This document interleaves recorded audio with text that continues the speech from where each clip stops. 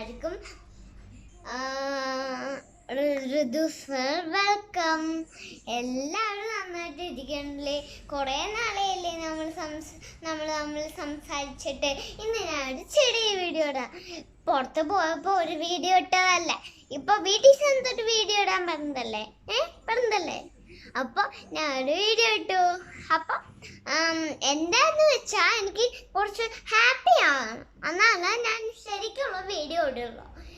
Happy ആയില്ലെങ്കിൽ ഞാൻ bad video ഇടും. അത് തന്നെയാണ് കുറേ ദിവസം വെയിറ്റ് ചെയ്യാൻ പറഞ്ഞേന്ന്. ഇപ്പം ഞാൻ വീഡിയോ ഇട്ടാൽ നിങ്ങൾക്ക് എന്താവും? സന്തോഷമാവോ? കുറേ നാളായിട്ടില്ലേ ചോദിക്കണേ വീഡിയോ ഇടുക. അപ്പോൾ നമ്മളെല്ലാവരും നിങ്ങളുടെ മുമ്പിലോട്ട് സ്വാഗതം.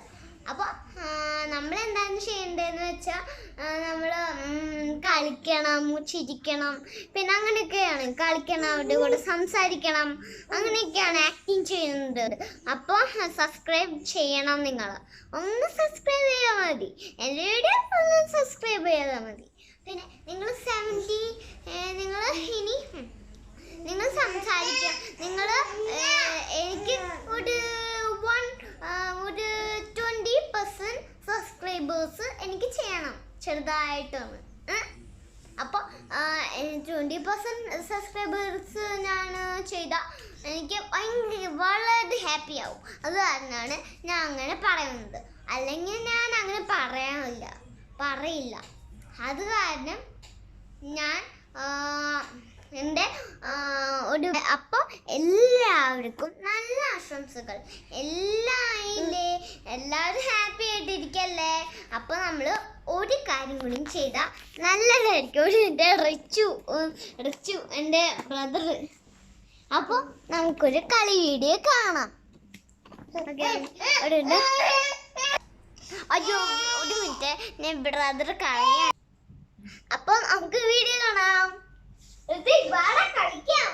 ഇപ്പൊ വരൂട്ടോ. അവൻ എൻ്റെ അടുത്ത് ഓടി വന്നാലേ പ്രശ്നമുള്ളൂ. ഒരു മിനിറ്റ്, ഋതിക് ഇത് നീക്കി ഈ സ്റ്റാൻഡ്, അല്ലെങ്കിൽ ഋതിക് എടുത്ത് പറിച്ചു വിടും. അത് കാരണം ഞാൻ കുറച്ച് നീക്കി വെക്കുന്നുണ്ട്. എല്ലാവരും ക്ഷമിക്കൂ, സ്ക്രീൻ കാണാത്തതുകൊണ്ട് എനിക്കൊന്നും കാണാൻ പറ്റുന്നില്ല. ഭയങ്കര വെയിലായതുകൊണ്ട് ഒന്നും കാണാൻ പറ്റുന്നില്ല. സ്ക്രീൻ നിങ്ങൾക്ക് കാണാൻ പറ്റുന്നുണ്ടോ?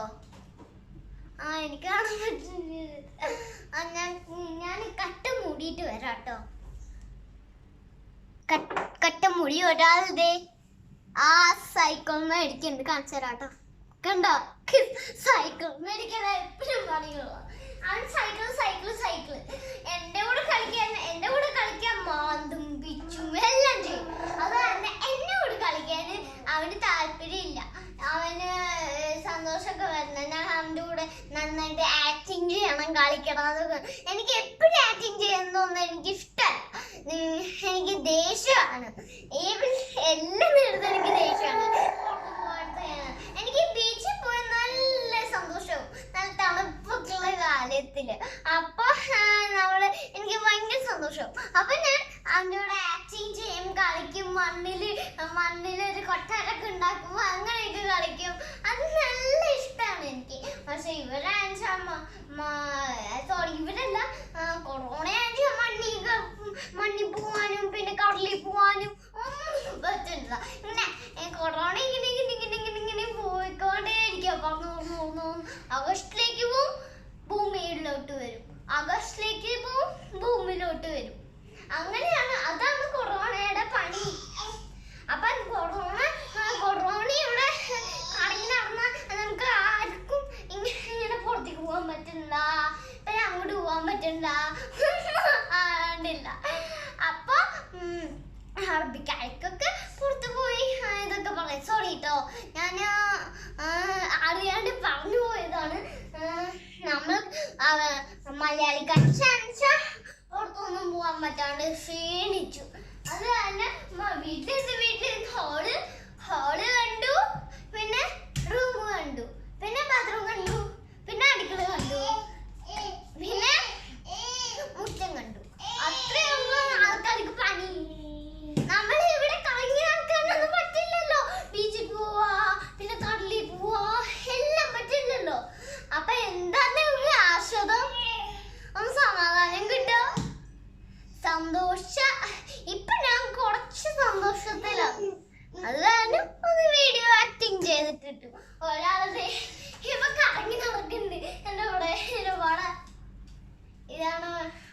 വന്നേക്കുന്നത്. മുഖം കാണിക്കില്ല, എപ്പഴും ഞാൻ ഓർമ്മണ്ടിരിക്കുക. അത് അവിടെ തൊടല്ലേ, ഭയങ്കര കുറുമ്പാട്ടോ. അത് തൊടല്ലേ, എനിക്ക് കേക്കണ്ടേ. ഒരു മിനിറ്റ്, അത് കൊട്ടല്ലേ എന്റെ ദൈവമേ. പൊന്നെ ഞാൻ ഇത് താടിയിരിക്കല്ലേ കേട്ടാ.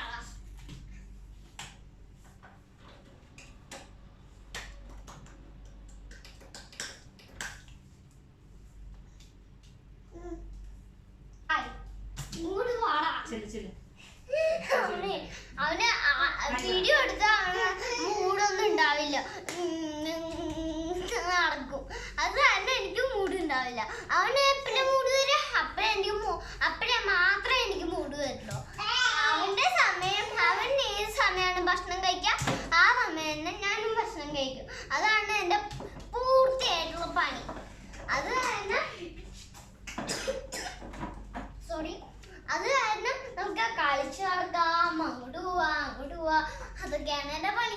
അപ്പൊ ഞാൻ എന്ത് ചെയ്യുന്ന വെച്ചാ, ഞാൻ പുറത്തോട്ട് പോവും, വാക്കിംഗ് ചെയ്യും വീട്ടില്, അത്രയൊക്കെയാണോ. ചെറുതായിട്ടൊന്ന് വീഡിയോ ഇടാന്ന് വിചാരിച്ചു, അപ്പൊ ചെറുതായിട്ട് വീഡിയോ എടുത്തു.